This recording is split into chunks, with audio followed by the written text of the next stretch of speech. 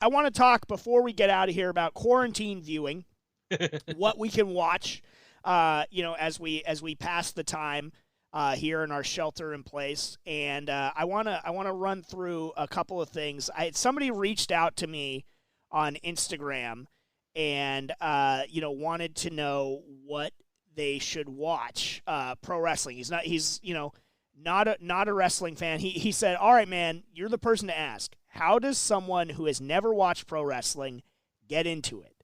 Should I go watch some old runs, jump right into current events? I got 3 days off and thinking about what I'll be watching."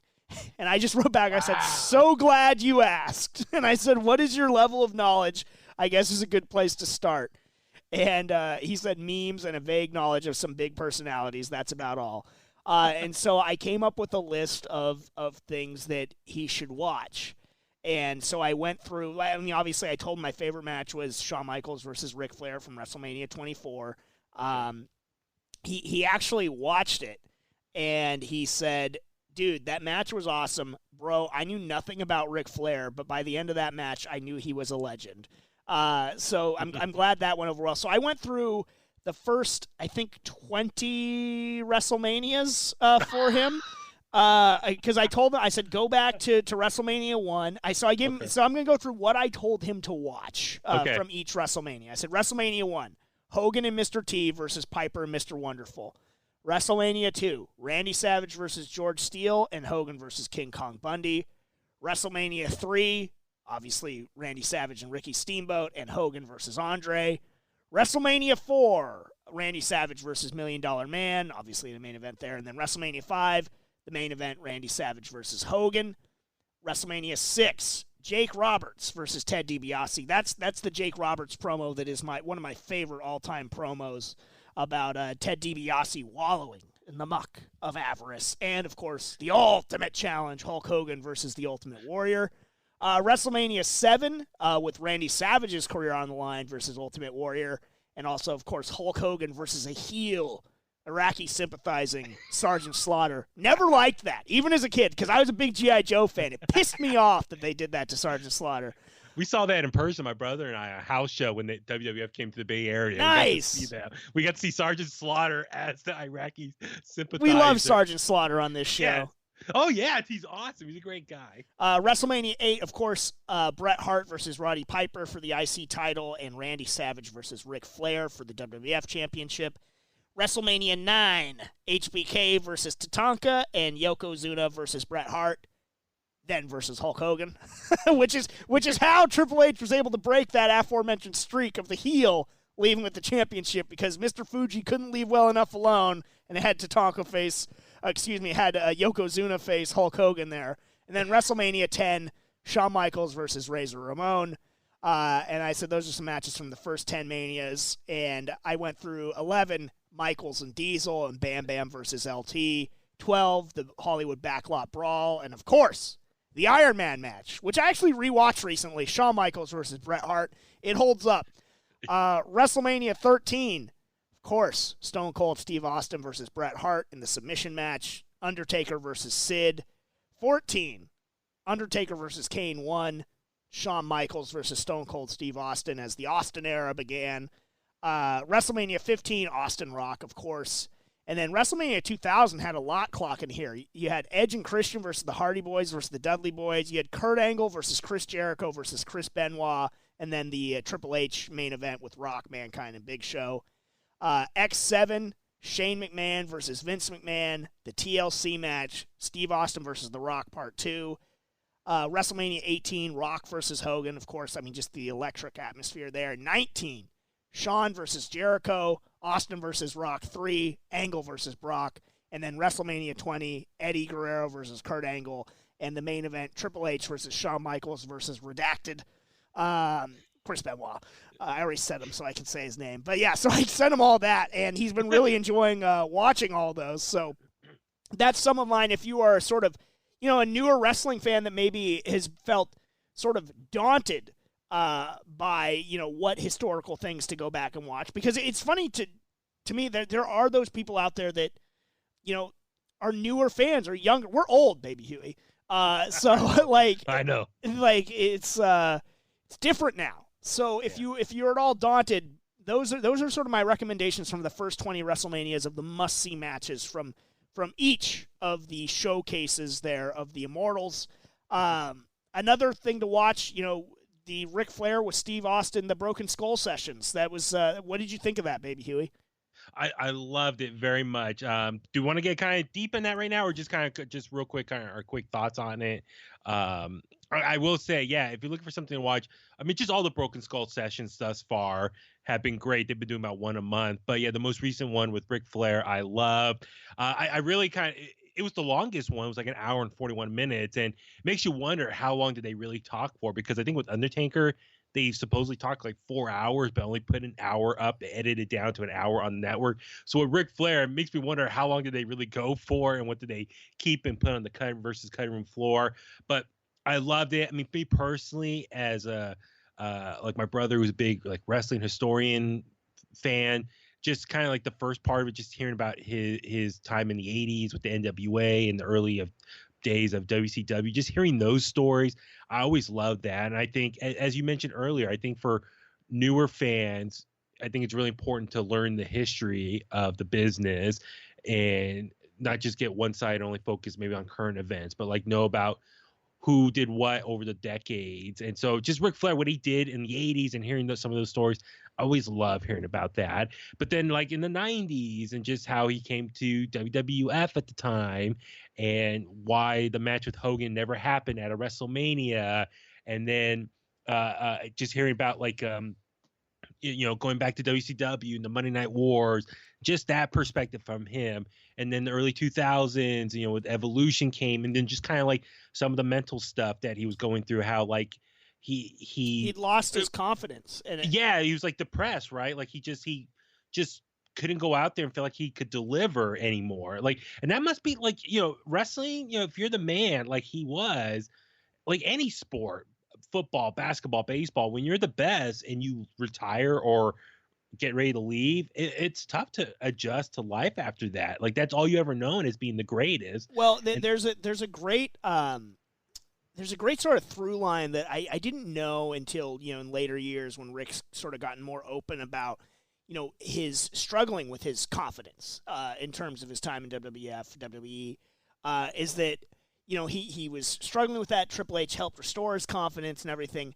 There's a great promo that we've talked about before when he chews out Carlito.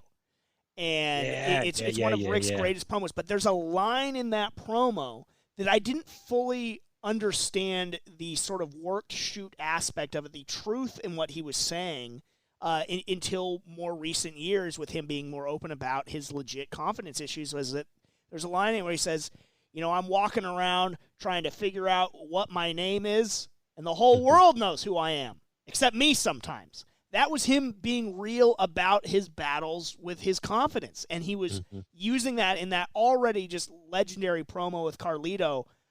So, to hear him talk about it again, it just really sort of underscored that. It's like, damn, that's some good stuff. So if you haven't seen that Carlito promo, it's honestly one of Ric Flair's all-time best in a career filled with them. But I loved this Broken Skull sessions. I think the mutual respect between Austin and Rick was evident. I just really appreciated the conversation, the back and forth, Rick's openness and his emotions that he let. Rick's never one to shy away from a good manly cry. That's for sure. He never has been. We saw on SmackDown. Yeah, exactly. So I appreciated that. I loved what he had to say, obviously, about my all-time favorite match, him and Shawn at WrestleMania 24. What'd you think about that with Shawn? He even said in another interview, I thought it was going to be in this, but I had read before, he said in another recent interview, I guess promoting this, that the I'm sorry, I love you thing wasn't talked about beforehand. That was just in the moment, Shawn just doing that, which I thought was pretty cool. And yeah, the fact that Shawn just said, "Hey, shut up! I'm running the show tonight." That was the old HBK. And Shawn in an interview said, "I'm kind of a control freak when it came to in the ring," and I think that's why.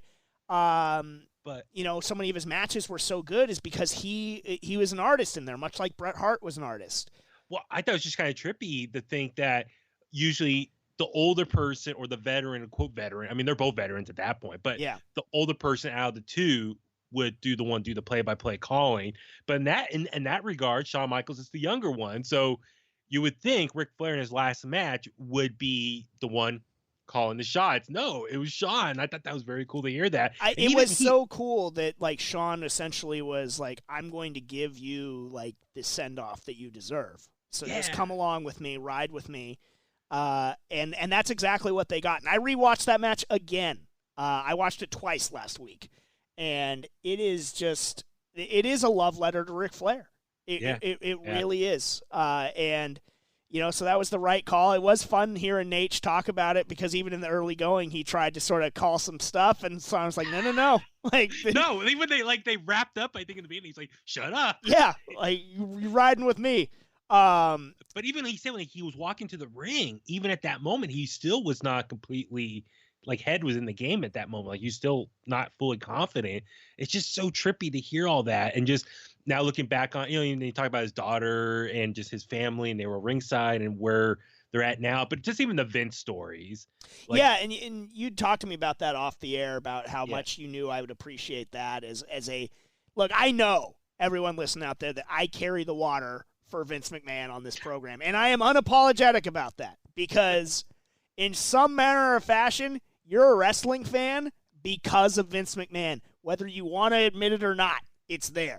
And so I'm always just very appreciative of hearing those stories about Vince the human being. And, you know, you got to hear that here with him, you know, paying off, you know, giving Ric Flair money to get out of debt, a large sum of money.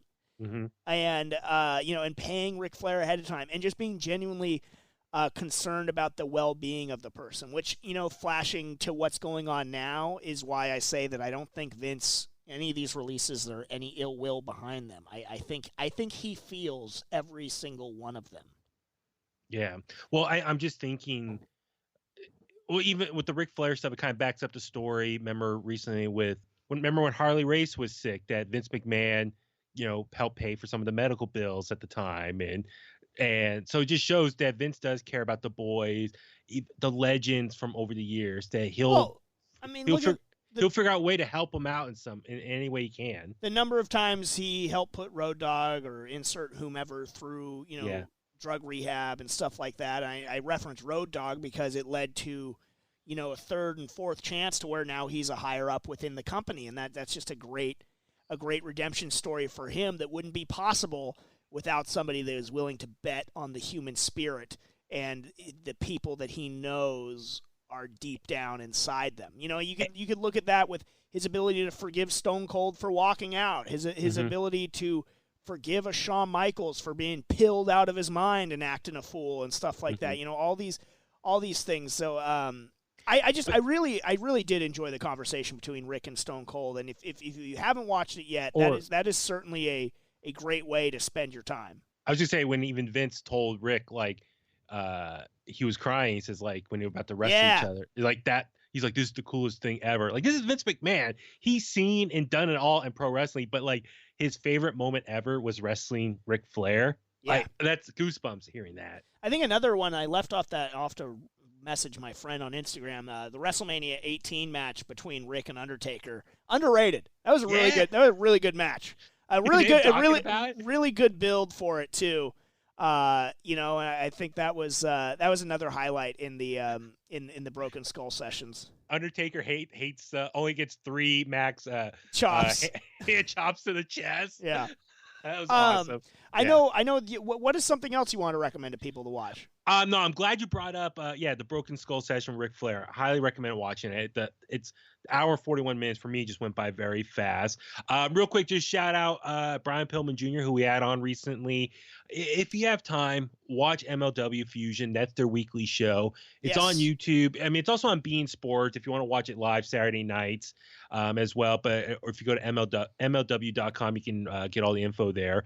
Follow them on social and all that. But subscribe to their YouTube page.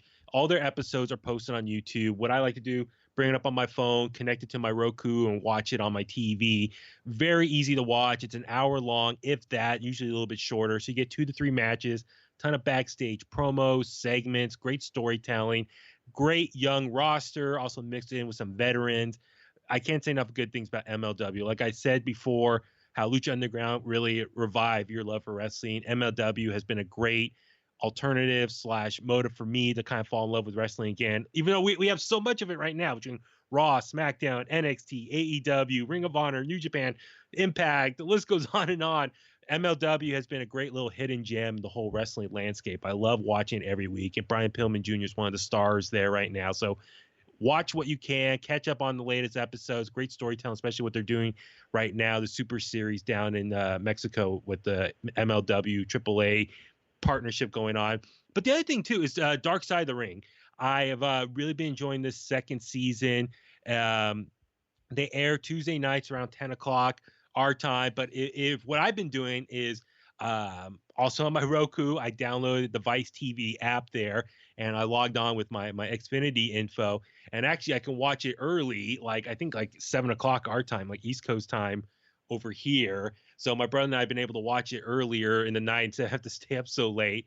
But like I can't preach enough how much I love my Roku. If there's a show or an app you want, download it. You can watch the show there. But Dark Side of the Ring this season has been awesome. The last couple episodes, 2 weeks ago was the Jimmy Snuka and the death of his girlfriend at the time, Nancy. And then last week was the assassination of Dino Bravo. Both really fascinating crime docuseries storytelling. The Dino Bravo one was really fascinating to me just because I didn't know too much about it, and just how the whole corruption, the mob stuff up in Quebec and what he went through at the time. And hopefully, Jimbo, maybe if you have time in the near future to watch it, we can kind of break it down some more in at some point soon. But even this coming Tuesday, it's going to be David Schultz and the Slap heard round the world against Stossel on that, what was a 2020 episode years ago. So they've been doing a lot of great stuff. I enjoyed season 1. I also enjoyed season 2. So if you get the Vice TV app, you can log in with your cable provider and go back and watch season 1 or season 2. Both very easy to watch as well. So great TV watching right there. Yeah, they are very well produced programs. I will tell you that. And I'm trying to find, before I watch those, I'm trying to find the light side of the ring that must exist because of this existence of the dark side of the ring. I mean, I'm glad that they're bringing balance to this so mainstream welcome thing that is professional wrestling that's not maligned at all. I'm glad they're good for them finally bringing balance to the that whole deal. Anyway, maybe we should do that, Jimbo. We should do a spinoff that's called apparently according to them that already exists. Well, I mean that's why it's so embraced by the mainstream. I certainly didn't have a program director tell me to not mention wrestling on the air. That never happened. Ass clowns.